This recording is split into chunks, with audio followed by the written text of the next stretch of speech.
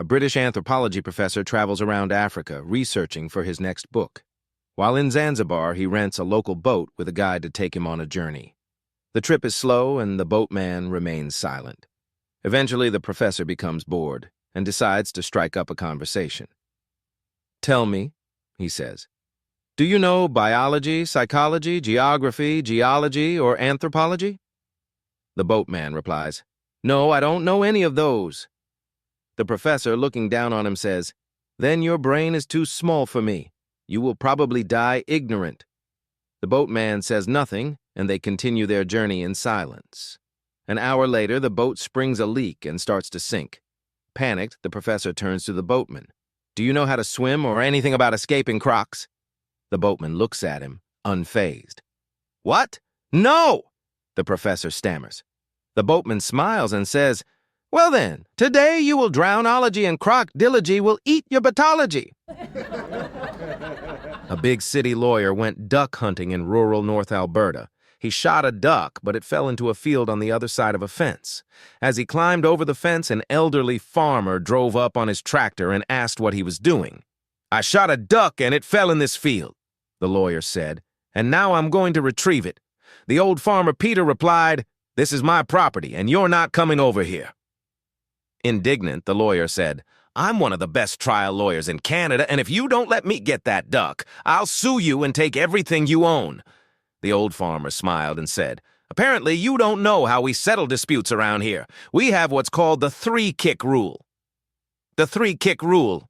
What's that?" asked the lawyer. "Well," said the farmer, "because this is my land, I get to go first. I kick you 3 times, then you kick me 3 times, and we keep going back and forth until someone gives up." The lawyer, thinking he could easily handle the old man, agreed. The farmer climbed off the tractor and slowly walked toward the lawyer. The first kick landed right between the lawyer's legs, knocking him to the ground. The second kick to his midsection sent his lunch splattering. The lawyer was now on all fours when the third kick sent him face first into a fresh cow pie. Summoning all his strength, the lawyer slowly managed to get to his feet, wiping his face with his jacket sleeve. "All right, you old fart, now it's my turn," he said, shaking with anger. The farmer smiled and said, "You can have the duck." One day, a gentleman's wife decides to host a classy dinner party and wants to serve escargot, so she sends her husband out to pick up some snails. He grabs the snails and starts heading home, but on the way, he bumps into an old friend. The two get to chatting, and the friend suggests, "Hey, want to grab a pint?" The man hesitates, saying, "No, I really should get home. My wife will be pissed if I'm late for her dinner." After a bit more prodding, of course, the man agrees to the 1 pint, and then another, and another. They drink into the night, and the man loses track of time. Finally, he looks up and realizes he's 4 hours late. Panicked, he grabs his snails and stumbles home, weaving down the street. As he trips on the front steps, a loud crash alerts his wife to his arrival. She opens the door, looks down at her husband, and nearly blows a gasket. "Where the hell have you been? You're 4 hours late for dinner. Explain yourself, you drunk bastard." The man, swaying and trying to hold it together, looks down at the snails scattered around him. With a dramatic gesture, he raises his fist and bellows with all the motivation he can muster. 5 more feet, lads! We're almost there! A guy walks into a bar with his dog and says, "I'll have a scotch and water, and my dog would like a whiskey sour." The bartender raises an eyebrow. "Sorry, we don't allow animals in here." The dog responds, "Hey, I'm tired of being discriminated against. Just give me a drink." The bartender stares, suspicious. "Oh, not another ventriloquist with the talking dog trick. Both of you, get out of here."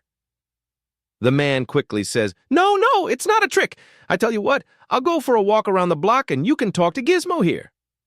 The man leaves, and the bartender watches him turn the corner. The dog looks up. "Now, can I get that drink?" The bartender is stunned. "Sure, it's on the house. Hey, can you do me a favor? My wife works next door at the cafe. She'll love it if you go in and order a cup of coffee. I'll give you $10, and you can keep the change." The dog happily accepts, takes the $10, and heads out. 10 minutes later, the dog still hasn't come back. The man comes back to check on him. They both head next door to the cafe, and to their surprise, they find Gizmo in the alley, passionately making out with a French poodle. The man yells, "Gizmo! What are you doing? You've never acted like this before."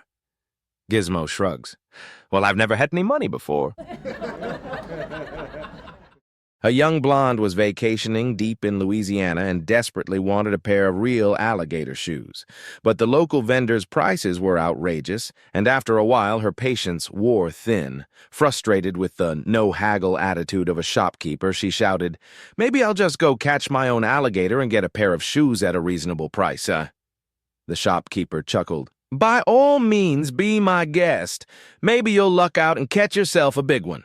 Determined to prove him wrong, the blonde stormed off toward the swamps, shotgun in hand, intent on catching an alligator. Hours later, the shopkeeper is driving home when he spots the young woman standing waist-deep in the water, shotgun in hand. Suddenly, a massive 9-foot alligator comes swimming toward her. She takes aim, fires, and with considerable effort, hauls the beast onto the bank. Nearby, several more alligators lie dead. The shopkeeper watches in awe as she flips one onto its back and, frustrated, yells, "Darn it, this one isn't wearing any shoes either!" One day, Bob decided to visit the zoo. He stopped in front of the ape cage and found himself staring at a big male ape who was staring right back at him. Bob scratched his head, and to his surprise, the ape scratched his head too. Feeling playful, Bob decided to have some fun. He scratched under his arms, jumped around, and made ooh, ooh, ooh noises. The ape copied him perfectly. Bob grinned and scratched his chin as he thought about his next move. Before he could even react, the ape pulled the bars of the cage apart, jumped the moat, and proceeded to beat the living daylights out of him. Weeks later, Bob woke up in a hospital bed, in full traction. The doctors brought in a man named Albert, the zookeeper, to see if they could figure out what happened. "Mr. Smith, I'm Albert, the zookeeper," he said. "I need to understand exactly what you did before the attack happened." Bob, groggy but trying to remember, said, "Well, I was just playing around. I noticed the ape was mimicking me. At first, I scratched my head, and it scratched its head too. Then I scratched under my arms and made some sounds. Oh, oh, oh, and it copied me." Albert nodded, asking, "And then?" Bob thought for a moment. "Then I scratched my chin, and that's the last thing I remember." Albert froze for a second, then said, "You scratched your chin? In ape language, that means screw you?" Bob blinked, confused. "Wait, so he thought I was insulting him?" Albert sighed with relief. "Exactly. If the attack was unprovoked, we'd have to put him down. But now that we know the truth, I can assure you that's why it happened. Thank goodness. It was just a misunderstanding." Bob, still in traction, spent the next 6 months recuperating. Over that time, he plotted his revenge. Finally, the day came when he was discharged from the hospital. He went straight to the butcher, bought a huge Polish sausage, and grabbed a couple of nice butcher knives. Walking back to the zoo, he marched up to the ape's cage and grinned as he locked eyes with his attacker. The ape was already mimicking him. Bob reached into his bag and tossed a butcher knife into the cage. The ape eagerly picked it up. Bob smiled smugly, pulled out the sausage from his pants, and held his knife high. Just as he'd hoped, the ape followed suit, holding his knife high and his sausage in hand. Bob raised his knife and sliced the sausage clean in half, looking up smugly to see the ape's reaction, only to find the ape scratching his chin. A man walks into a pet shop and starts browsing through the cages. He notices a monkey with a price tag of $5,000. Curious, since most monkeys are only $500 at most. He goes over to the merchant to ask about it. "Hey, mister, what does this monkey do to be worth $5,000? The merchant replies, "That's our computer monkey. It knows Windows 7, Windows 10, Word C++, .NET, app programming, and if your computer breaks, it knows how to fix it." "Wow!" the customer exclaims. "That's a great deal. I can see why it's worth the money." The man then sees another monkey with a price tag of $10,000. He goes over again and asks, "What's so special about this one?" "That's our highly specialized monkey," the merchant says. It knows 5 languages and can translate between them fluently?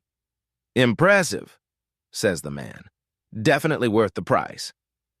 The man then spots a third monkey sitting quietly in the corner with a price tag of $20,000. And what about this one? He asks.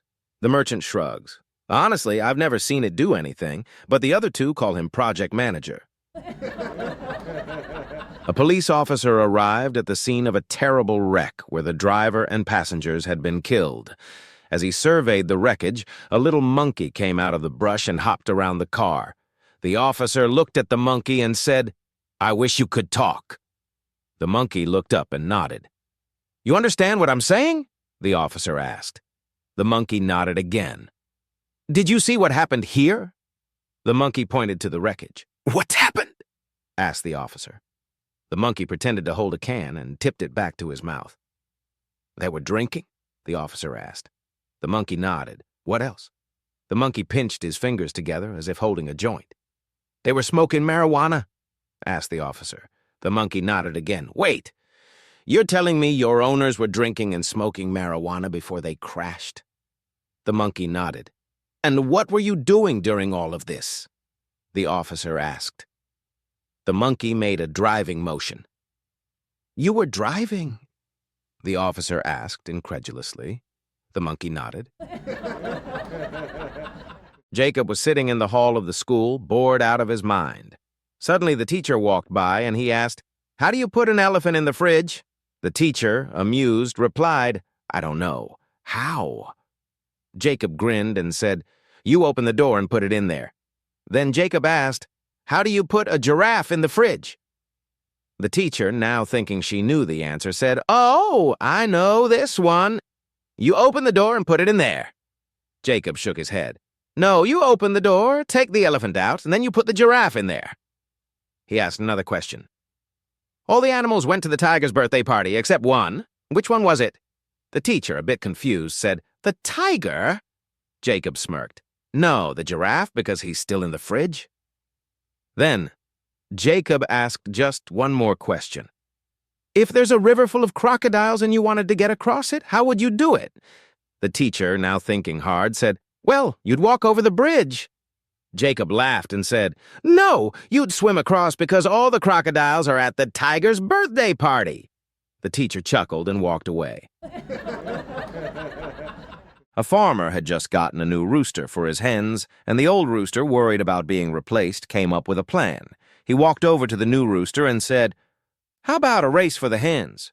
1 lap around the farmhouse. You win, I leave. I win, you leave." The young rooster, confident in his speed, agreed. "However," the old rooster added, "since I'm obviously much older, you have to let me get a head start. I'll go halfway before you start, to make it fair." The young rooster, thinking he'd still win with ease, agreed. The race began, and the old rooster set off, already breathing heavily by the halfway mark. The young rooster zoomed ahead, quickly gaining on him. By the time the old rooster was almost at the 3/4 mark, he was gasping for air, and the younger rooster was closing in fast. Then, just as the younger rooster was about to overtake him, bam! The farmer's shotgun rang out, and the new rooster collapsed in a bloody heap of feathers. "Darn," the farmer sighed. "That's the 3rd gay rooster this month." A man walked into a bar, sat down, and asked the bartender, "If I impress you, can I get a free drink?" The bartender agreed. So the man reached into his pocket and pulled out a tiny piano. Then he took out a small rat, placed it on the bench, and it began playing beautiful music. The bartender was amazed and gave the man a free beer. Next, the man asked, "If I impress you even more, can I have free drinks for life?" The bartender, doubtful, said, "Sure, why not?" The man pulled out a frog from his pocket, and to the bartender's shock, the frog began singing along with the rat's piano playing. The bartender was floored. Just then, a man in a suit with a cane walked into the bar. He saw the rat and frog and offered the owner $2 million for the pair. The owner hesitated but eventually agreed to sell the frog for $500,000. The rich man took the frog and left. The bartender, still stunned, asked, "Why did you sell the frog? You don't have a singer now." The owner chuckled and replied, Don't worry, the rat's a ventriloquist. A wealthy man went on a safari in Africa, bringing along his faithful dog for company. One day, the dog wandered off while chasing butterflies, only to find himself lost. Suddenly, he spotted a tiger charging toward him with a clear intent to make him lunch. The dog thought, "This is bad, really bad." But then he noticed some bones lying nearby. The dog immediately sat down, began chewing on them, and kept his back to the approaching tiger. Just as the tiger was about to leap, the dog shouted, "Wow, that was a tasty tiger. I wonder if there are any more of them around here."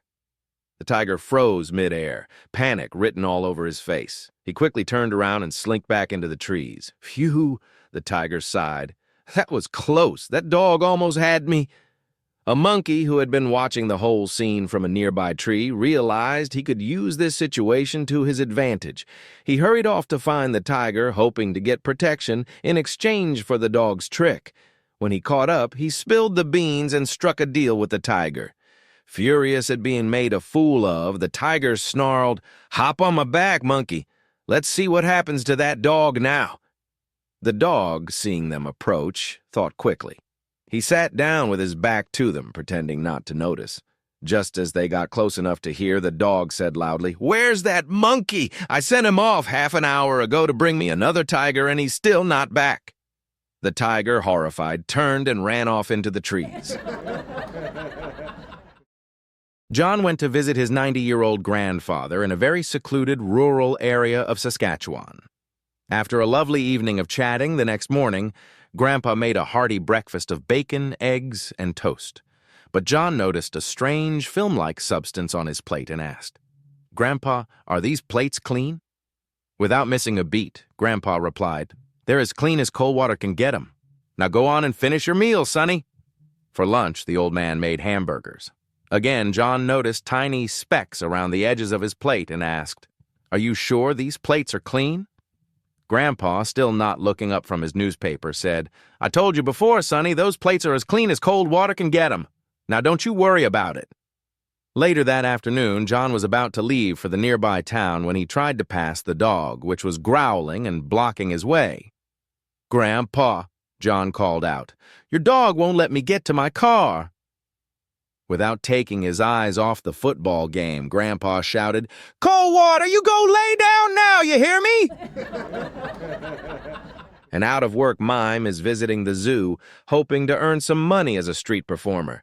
As soon as he starts to gather a crowd, the zookeeper grabs him and drags him into his office. The zookeeper explains that the zoo's most popular attraction, a gorilla, has suddenly died, and he fears attendance will drop without it. He offers the mime a job to dress up as the gorilla until they can find a replacement. The mime accepts, and the next morning, before visitors arrive, he puts on the gorilla suit and enters the cage. At first he loves the job. He can sleep as much as he wants, play and mock the visitors, drawing even bigger crowds than he did as a mime. But soon he gets bored with just swinging on tires. He notices the crowd's attention drifting toward the lion in the cage next to his. Not wanting to lose the adoration, he climbs to the top of his cage, crawls across a partition, and dangles over the lion's cage. The crowd goes wild, though the lion is furious. The zookeeper notices the larger crowds and gives the mime a raise. This continues for a while, with the mime taunting the lion daily. Then, one fateful day, while dangling above the furious lion, the mime slips and falls. Terrified, he starts running in circles with the lion chasing him. In a panic, he begins screaming, "Help! Help me!" The lion quickly pounces and pins the mime to the ground, glaring at him. The mime looks up, still frightened, when the lion leans in and whispers, "Shut up, you idiot! You want to get us both fired!" I was walking down the street a few days ago when I ran into my good friend Tim. I waved him over and said, "You won't believe the crazy dream I had the other night." Tim listened intently as I told him about the dream. It was just one thing, a huge, bright number 5. It was made of gold and shone like the sun. Tim raised his eyebrows in curiosity. I continued, "So the first thing I did that day was check out the local horse racing track contenders." Tim raised an eyebrow. The number 5 contender in the 5th race was named the 5th Element. Tim started grinning. I went on. Then, to make sure I'd get all the luck I could, I ate 5 bowls of cereal for breakfast, drank 5 cups of orange juice, and went for a 5-mile jog to get in the zone. I spent 5 minutes in the shower, then picked the 5th shirt I found in my closet. I sat in my car for 5 minutes before driving to the racetrack. I parked in the 5th stall in the 5th row, walked through the 5th admissions gate, and bought 5 programs. I went to the 5th betting window and bet $555 on the 5th horse in the 5th race. I sat in the 5th row of the bleachers with 5 people on each side of me. I was all set. "Well," Tim asked, leaning forward, "did your horse win?" I frowned and said, "The stupid horse came in 5th. A soldier had just returned home on leave after a year and was feeling excited. However, when he arrived, he discovered that his wife was away at her sister's wedding. Determined to see her, he made his way to his in-laws' place. When he finally spotted her, he leaned in and said, "Honey, it's been a whole year. Can't you make an exception tonight?" She blushed and replied, "I'm sleeping on the women's side here." Undeterred, he whispered, "All right, when everyone's asleep, I'll come by and ask, 'Did you eat the sweet rice?' If you say yes, I'll know it's you." Later that night, he sneaked over to the women's side and whispered to the first woman he found, "Did you eat the sweet rice?" "Yes," she mumbled. So the soldier got in bed and spent half an hour with her. After returning to his side, he came back 15 minutes later and asked again, "Did you eat the sweet rice?" "Yes," she replied. Once more, he joined her for about half an hour. When he returned for the 5th time, he asked, "Did you eat the sweet rice?" This time, the woman responded with frustration. "Soldier, it wasn't just me who ate the sweet rice. Everyone here did. Your wife's in the next bed over. Go ask her already. She also ate the sweet rice." A man walks into a zoo and asks to speak to the director about the new Rent an Animal program. The zoo, struggling financially, decided to rent out some of their animals outside regular hours. Usually, it's the small, cuddly animals, but this man requests something more unique. "An elephant," he says confidently. "An elephant?" the zoo director asks, surprised. "Yes, the biggest one you have, please." The director thinks it over. "Well, we can do that, but it won't be cheap. It's $5,000 per day for rental, $4,000 for transportation, and you'll need to cover the elephant's food costs, too." The man, unfazed, responds, "That won't be a problem. I'll just need him for 1 day, so here's $10,000 up front." The deal is sealed, and soon enough the elephant is delivered to the man's house. The director follows up the next day asking, "How's everything going?" The man replies, "Good. Well, almost. We've hit a small snag. The elephant didn't fit through the front door." The director, confused, asks, "So what did you do?" The man casually says, "I rented a crane to lift him through the window. It was a bit expensive, but worth it." The director, now really curious, asks, "I've got to know, what on earth is this for?" The man smiles. "Well, my wife's brother is living with us, and he's a real know-it-all. Every quiz show we watch, he blurts out the answers before we can even guess. He solves our crossword puzzles every morning. He's beaten me 15 times in a row at Trivial Pursuit, but tonight when he goes upstairs, comes back down and says, 'Hey, guess what? There's an elephant in my bedroom.' I'm just going to look up from my book and say, 'Yes, I know.'" A man and his dog walk into a talent agent's office. The agent, looking bored, says, "All right, let's make this quick. I've got things to do. What's your talent?" The man says, "It's not me, sir. It's my dog. He talks." The agent rolls his eyes. "Yeah, right. I don't have time for this. Get out of here before I throw you both out." "No, wait," says the man. "I'll prove it." He turns to the dog and asks, "What do you normally find on top of a house?" "Roof," says the dog, wagging his tail. "Listen, pal," says the agent. "Wait," the man pleads. "I'll ask another question." He turns to the dog again and asks, "How does sandpaper feel?" "Rough," exclaims the dog. "Quit wasting my time and get out of here," sighs the agent. "One more chance," the man insists.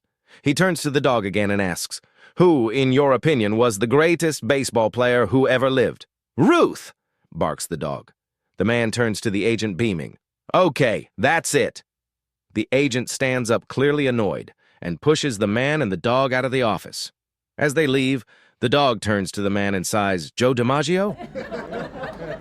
One morning, a blind bunny was hopping down the bunny trail when he tripped over a large snake and fell kerplop right on his twitchy little nose. "Oh, please excuse me," said the bunny. "I didn't mean to trip over you, but I'm blind and can't see." "That's perfectly all right," replied the snake. "It was my fault. I didn't mean to trip you, but I'm blind too and didn't see you coming. By the way, what kind of animal are you?" "Well, I really don't know," said the bunny. "I'm blind, and I've never seen myself. Maybe you could examine me and find out." So the snake felt the bunny all over and said, "Well, you're soft, cuddly. You have long, silky ears, a little fluffy tail, and a twitchy little nose. You must be a bunny rabbit." "Thank you," said the bunny. "But by the way, what kind of animal are you?" The snake replied, "I don't know. Would you mind examining me?" The bunny agreed, and after feeling the snake all over, said, "Well, you're hard, cold, slimy, and you don't have any balls. You must be a politician." A man goes into a pet shop and tells the owner he wants to buy a pet that can do everything. The shop owner suggests a faithful dog. The man replies, "Come on, a dog." The owner says, "How about a cat?" The man replies, "No way. A cat certainly can't do everything. I want a pet that can do everything." The shop owner thinks for a moment, then says, "I've got it, a centipede." The man says, "A centipede? I can't imagine a centipede doing anything, but okay, why, I'll try a centipede." He takes the centipede home and says, "Clean the kitchen." 30 minutes later, he walks into the kitchen, and it's immaculate. The dishes and silverware are washed, dried, and put away. The countertops are clean, the appliances are sparkling, and even the floor is waxed. He's absolutely amazed. He says to the centipede, "Go clean the living room." 20 minutes later, he walks into the living room. The carpet's vacuumed, the furniture's cleaned and dusted, the pillows on the sofa are plumped, and even the plants are watered. The man thinks, "This is the most amazing thing I've ever seen. This really is a pet that can do everything." Next, he says to the centipede, "Run down to the corner and get me a newspaper." The centipede walks out the door. 10 minutes later, no centipede. 20 minutes later, still no centipede. 30 minutes later, still no centipede. By this point, the man is wondering what's going on. The centipede should have been back by now. Did it run away? Did it get hit by a car? Where is that centipede? So he goes to the front door, opens it, and there's the centipede, sitting right outside. The man says, "Hey, I sent you down to the corner store 45 minutes ago to get me a newspaper. What's the matter?" The centipede replies, I'm going, I'm just putting on my shoes." A filthy rich Florida man decided he wanted to throw a party and invited all his buddies and neighbors. He also invited Leroy, the only redneck in the neighborhood. The party was held around the pool in the backyard of his mansion. Leroy was having a good time, drinking, dancing, eating shrimp, oysters, BBQ, and flirting with all the women. At the height of the party, the host said, "I have a 10-foot man-eating gator in my pool, and I'll give $1 million to anyone who has the nerve to jump in." Before the words were even fully out of his mouth, there was a loud splash. Everyone turned around and saw Leroy in the pool. Leroy was fighting the gator, kicking its rear, jabbing it in the eyes with his thumbs, throwing punches, headbutts, and chokeholds. He bit the gator's tail and flipped it through the air like a judo instructor. The water churned, both Leroy and the gator screamed, and the chaos was unbelievable. Finally, Leroy strangled the gator and let it float to the top like a dime store goldfish. Leroy climbed out of the pool, dripping wet, while everyone just stared at him in disbelief. Finally, the host said, "Well, Leroy, I reckon I owe you $1 million. Leroy replied, "No, that's okay. I don't want it." The rich man was confused. "What? You don't want $1 million?" "Nope," Leroy said. "Well, how about $500,000 then?" "No, thanks, I don't want it either." The rich man persisted. "Come on! You've got to take something. How about a new Porsche, a Rolex, and some stock options?" Leroy just shook his head. "Nope, not interested." The host was now utterly baffled. "Then what do you want, Leroy?" Leroy replied, "I want the name of the Sumama bitch that pushed me in the pool." A woman walked into a veterinary clinic cradling a very lifeless duck in her arms.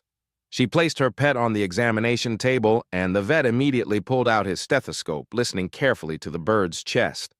After a moment, he sighed and said, "I'm sorry, your duck Cuddles has passed away." The woman, looking devastated, exclaimed, "Are you absolutely sure?" "Absolutely," replied the vet. "Your duck is gone." "Are you sure he's not just in a coma or something?" she asked, incredulous.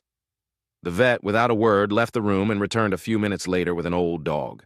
The dog stood up on its hind legs, placed its paws on the table, and sniffed the duck from head to tail. It looked up at the vet with a sad expression and shook its head. The vet gave the dog a pat, ushered it out of the room, and came back a moment later with a cat. The cat jumped up onto the table, carefully sniffed the duck from top to bottom, and then meowed softly, giving a disappointed look before strolling out. The vet turned to the woman and said, "I'm sorry, but as I've told you, your duck is most certainly 100% dead." He walked over to his computer, typed something, and handed her a bill. The woman looked at the amount. "$150?" she gasped. "For telling me my duck is dead?" The vet shrugged. "Well, if you'd just taken my word for it, the bill would have been $20. But with the lab report and the CAT scan, it's $150.